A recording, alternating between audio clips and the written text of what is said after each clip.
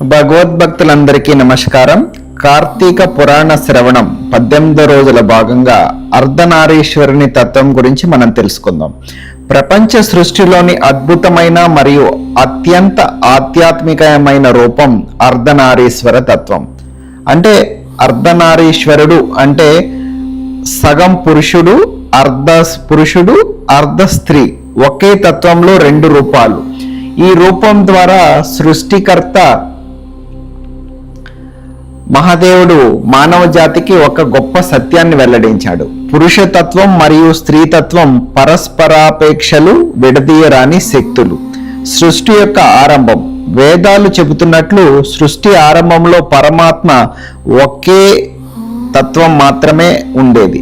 ఆ తత్వంలో ఆత్మ అంటే శివ మరియు శక్తి పార్వతి విడదీయరాని రూపంలో కలిసిపోయి ఉండేవి. అది ఆది తత్వం అంటే శివశక్తి ఏకరూపం. సమస్త జీవ సృష్టి ఆ తత్వం నుండే ప్రారంభమైంది. అయితే ఒకసారి బ్రహ్మదేవుడు సృష్టిని కొనసాగించాలనే సంకల్పం చేసినప్పుడు తన తపోదీక్షతో మహాదేవుణ్ణి దర్శించాడు. బ్రహ్మ అప్పుడు నమస్కరించి మహాదేవుడితో ఇలా అన్నాడు: ప్రభో, నేను సృష్టి కొనసాగించాలనుకుంటున్నాను, కానీ స్త్రీ పురుష సంయోగం లేకుండా అది సాధ్యం కాదు. దయచేసి నాకు ఆ సృష్టి తత్వం చూపించండి అని ప్రార్థించాడు. అప్పుడు మహాదేవుడు చిరునవ్వుతో ఇలా అన్నాడు: బ్రహ్మ, స్త్రీతత్వం నా శరీరంలో నిత్యము ఉన్నది, దానిని నీకు ఇప్పుడు దర్శనమివ్వగలను అని మహాదేవుడు తన దివ్య రూపాన్ని ప్రదర్శించాడు. అదే అర్ధనారీశ్వర రూపం.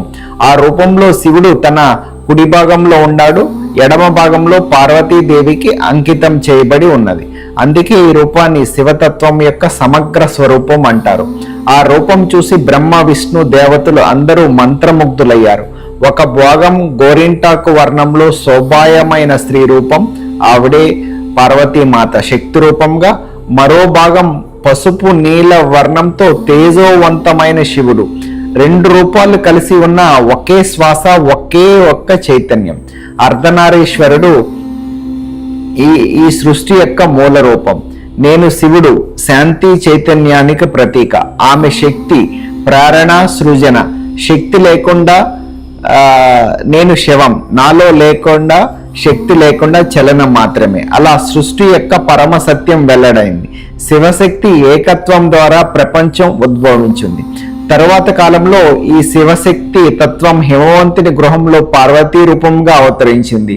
పార్వతీదేవి మహా తపస్సు చేసి ఆ తత్వ సమగ్రుడైన శివుని చేరింది. వారి కలయిక మళ్ళీ అర్ధనారీశ్వర తత్వాన్ని భూమిపై ప్రతిష్ఠించింది. అందుకే కైలాస పర్వతం కేవలం ఒక స్థలం మాత్రమే కాదు, అది శివశక్తి యొక్క సాన్నిధ్యం, సృష్టి స్థితి లయలకు సమన్వయ స్థానం. అర్ధనారీశ్వరుడు అంటే కేవలం ఒక దేవతా రూపం కాదు, ఆయన సమతత్వం, సమానత్వం, పరస్పరాధిరిత్యం యొక్క ప్రతీక. శివుడు అంటే జ్ఞానం, ధ్యానం, తపస్సు, శాంతికి ప్రతీక. పార్వతి అంటే శక్తి, ప్రేమ, సృష్టి చైతన్యానికి ప్రతీక. ఇవి రెండూ కలిసినప్పుడు మాత్రమే పరిపూర్ణత ఉత్పన్నమవుతుంది. మన జీవితంలో కూడా పురుషతత్వం దృఢత్వం, తర్కం శాంతికి, అలాగే స్త్రీతత్వం కరుణ, సృష్టి, స్నేహం, ఈ రెండు సమతుల్యంగానే ఉండాలి. ఇది అర్ధనారీశ్వర తత్వం మనలో ప్రతిఫలించడమే. శివపురాణం ప్రకారం పార్వతీదేవి శివుని తపస్సు భంగపరచలేకపోయినప్పుడు ఆమె తన తత్వం ఆయనలో మిళితం చేయాలని కోరింది. అప్పుడు శివుడు అనుగ్రహించి ఆమెకు తన శరీరంలో సగంగా చేసుకున్నాడు అని చెబుతుంది. ఇక లింగ పురాణంలో ఏం చెప్తున్నారంటే, స్త్రీ పురుష రూప భేదం సృష్టి కోసం మాత్రమే ఏర్పడినది, అసలైన రూపం ఒక్కటే, అదే అర్ధనారీశ్వర తత్వం. ఇక స్కాంద పురాణం ప్రకారం శివుడు అర్ధనారీశ్వరుడిగా ప్రదర్శించబడినప్పుడు దేవతలందరికీ జీవులు స్త్రీ పురుష భిన్నత్వాన్ని అధిగమించి సమభావాన్ని అలవరుచుకోవాలని ఉపదేశించాడు. భారతదేశంలోని అనేక శివాలయాలు అర్ధనారీశ్వర రూపాన్ని ఆరాధిస్తాయి. అందులో ప్రసిద్ధమైనది తిరుచెంగోడ్ తమిళనాడులో మరియు కైలాసం. ఈ రూపంలో శివుని కుడి భాగం గోధుమ వర్ణంలో, పార్వతీదేవి ఎడమ భాగం ఒక పింక్ వర్ణంలో ఉంది. ఈ అర్ధనారీశ్వర తత్వం యొక్క సారాంశం ఏంటంటే శివశక్తి విడదీయరాని తత్వం, సృష్టి స్థితి లయ అన్నీ ఈ దివ్య తత్వం నుండే ఉద్భవించాయి. అర్ధనారీశ్వర తత్వం మనకు స్త్రీ పురుష సమానత్వం, సమభావం, సౌఖ్యం అనే సత్యాన్ని నేర్పుతున్నాయి.